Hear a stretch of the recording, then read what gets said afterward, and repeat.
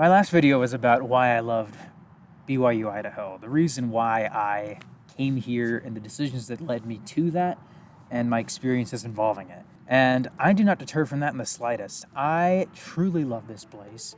I would not change my decisions if I had the opportunity. Mr. Time Machine, change what you did, whatever. That being said, I have one singular issue with Brigham Young University, Idaho. And I don't know if you'd call this a major issue or not, but to me at least, I find that it is something that is very important concerning the university and its mission. I'm a video production major for the most part. That falls under communications, so stuff like this. Also, do you like the little Russian cap I put on my microphone here? It's very nice. Keeps the wind from messing around, except I put it on and there's suddenly no wind. Money well spent. What I did not mention was that I have a minor in English. When you study in the field of English, particularly when it comes to things like literary analysis, there are things that are involved, literary theories, I suppose you'd call them.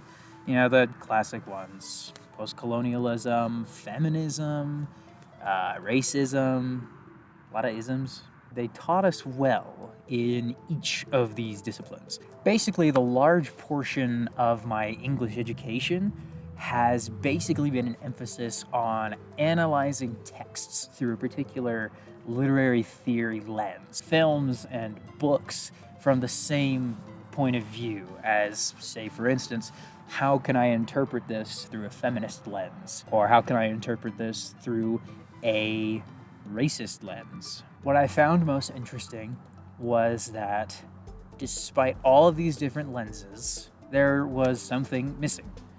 And that was a gospel perspective on these texts that we were analyzing. Now, don't get me wrong. The professors at Brigham Young University, Idaho are, in my opinion, some of the best that you can find out here. And I don't want to besmear them. I have an issue with the way they taught some of these things. Because if they are willing to appeal to certain lines of thought in terms of literary analysis, why are they not willing to also do so from the lens of a gospel perspective? You know, the thing that's kind of the foundation of the university that we're working with. Not once did I hear from the professors, unless it was brought up by a student, yours truly included, not once did they intentionally bring up gospel-centric views of these texts. How could you interpret these stories through a gospel lens? How could you relate them to other gospel-centric stories? That didn't happen. And frankly, I found that really disappointing. It's like going to MIT to read books and not dabble in technology. You aren't achieving what it is that you're looking to accomplish. If you want to know the mission of this university, here it is. Notice that first point, to develop disciples of Jesus Christ. Whatever my English professors were teaching, that ain't it. It was not even incorporated in the slightest. Now, that's not to say that you can't learn things that are gospel related from these various topics. I have found ways to relate these to gospel topics, and I'm just a student. You know, I'm not even the professor here, and I'm still finding ways to connect them. I was trying to connect these topics to gospel perspectives as best as I could in class. And there were attempts in which certain professors, they shut me down for it. And that's not to say that I hold a particular grudge against the professor, but man, it proved my point. Even when I, as one of the students she was teaching, was trying to make a point about how a particular element of this literary analysis and the theory thereof could relate back to the gospel, it was just shut down. Like, are you really supposed to do that? At a university where one of the central messages is to help build disciples of Jesus Christ? Shouldn't you be trying actively to teach that in some way, shape, or form at a university like this? I wish I could say that it's just the English department, but the fact of the matter is I have taken a lot of classes, and a lot of these classes take the same perspective. They teach their topics from a worldly perspective, from outside of religion's beliefs, unless it's explicitly about religion. That's an issue. We talk of Christ, we preach of Christ, we prophesy of Christ, and we write according to our prophecies, that our children may know to what source they may look for a remission of their sins. That's a lot of talking and discussing about that. So are we just supposed to cut that out of the core of our class conversations about other topics? Why is it that when I go to the science building on campus, the vast majority of sources and diagrams, charts, exhibits, why are they all dedicated to telling the story of Earth's primordial days from only the worldwide accepted scientific model? Why is there not also an attempt to blend that with our gospel understanding? This ain't an attempt to explain whether the Earth was 7 creative periods or 7 days or 7,000 years, whatever. I don't care about that. What I care about is whether or not we're trying to figure it out and openly share that with the students of the campus and also the people who come to visit. This is a place of education, and that education cannot just be centric here on campus. That has to spread out. That typically goes through the students who receive that education and spread it to the people that they are close with.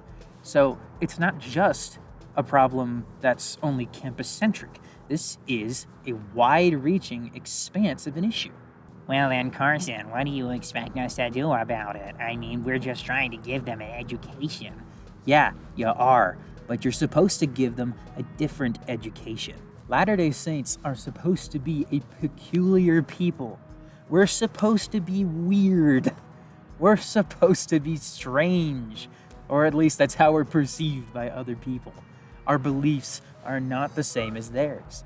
Things that we do to them are weird. I mean, for heaven's sakes, Joseph Smith, the guy literally put the seer stone in a hat and looked inside, and he was able to see with a darker environment the light coming from the stone to translate the golden plates. That is weird, but it's also freaking cool. What does anyone else have to say about that? They've got nothing on that. And not only that, we have so much more to offer. I mean, Porter freaking Rockwell. Need I say more?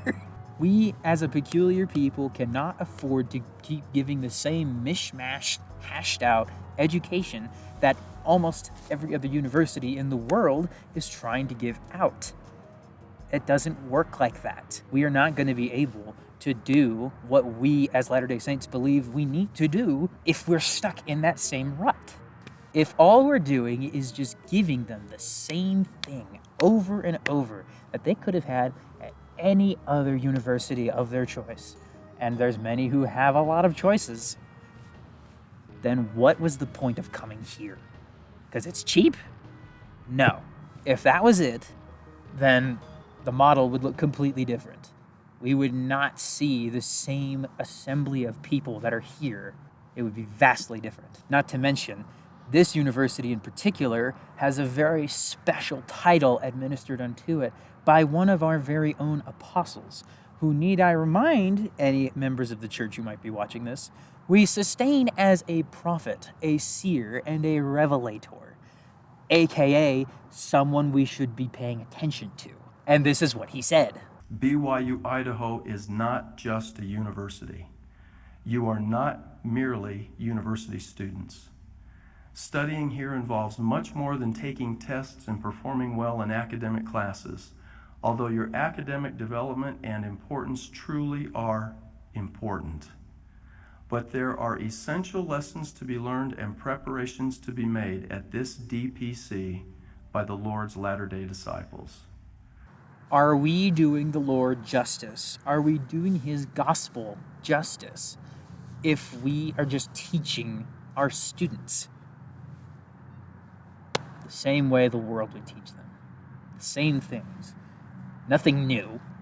nothing strange, nothing exciting, nothing that changes the mold, nothing that breaks perspective or focuses perspective. No. You're just reading from a book and making sure that they turn in their quiz by 11:59 p.m. and then offering an extension for at least 3 people who still didn't do it. If we fail to motivate our education to become something that is truly great and worthy of an institution with a title as the Lord's University, then, well, frankly, we're falling below the mark. So what would you do about it, Mr. White Boy Commentator number 7340? Glad you asked. I think the church, or rather the university, needs to have a form of its own ways of discussing these topics. What do I mean by that? Let me tie that back to the literary theories real quick.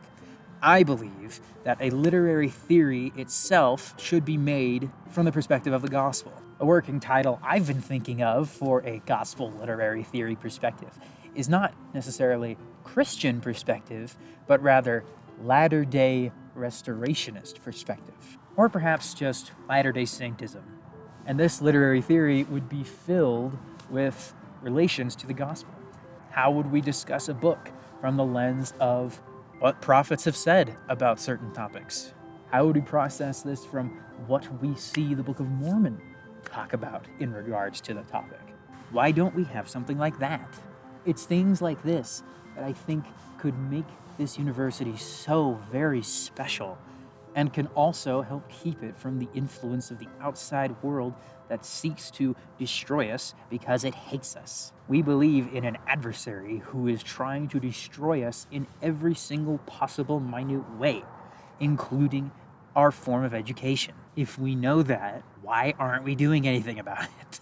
I've had the opportunity to teach these classes multiple times, whether in absence of the professor or if there's something that they would like me to cover. And in every instance where I had that opportunity, I was always trying to make sure it tied back to the gospel somehow. And I'm so grateful for the professors that I work with because they do a very good job of trying to tie things professionally to the actual fact of the matter of the gospel. Whether the topic is relative to films or matters of law, they do a good job of trying. And I wish that more professors would attempt that in their discussions in their classrooms. It's my hope that the way that they would teach would be gospel-centric. Now, that doesn't mean that you have to try that hard to really, really tie things back. I can't imagine you can do very much with a geology lesson, aside from marveling at the beauty of the Lord's creation that we all stand and dance upon. It doesn't have to be every single waking moment, but it has to be more than it is now. And I truly, truly hope that with President and Sister Meredith now taking the head and it seeming a new direction coming for church education as a whole, however this may go, that it will go closer to Jesus. So to anyone who attends BYU-I or is a member of the church, invite your professors. Have them talk more about the gospel in their topics. Ask for it. What are they going to do? Say no? Though I suppose now, seeing the video of the BYU professor shredding the family proclamation, who knows? They might. But again, we are a peculiar people, and we need to do things differently. Otherwise, what's the point? If you enjoyed this, or if it's helped you to think a bit more about the topic, please feel free to subscribe. I am always trying to find new ways that I can do stuff like this because, frankly, it's a passion of mine. I talk too much. This is how I vent my feelings and how I want to talk about things. And yeah, I would love to do more of this. And if you are interested, please feel free. Ask me something. I'll talk about it. It may not be good, but I'll talk about it. You signed up for this. I hope your leaf piles will be massive, not moldy, and very crunchy to land on when you jump in them. Thank you for watching, and have a wonderful day.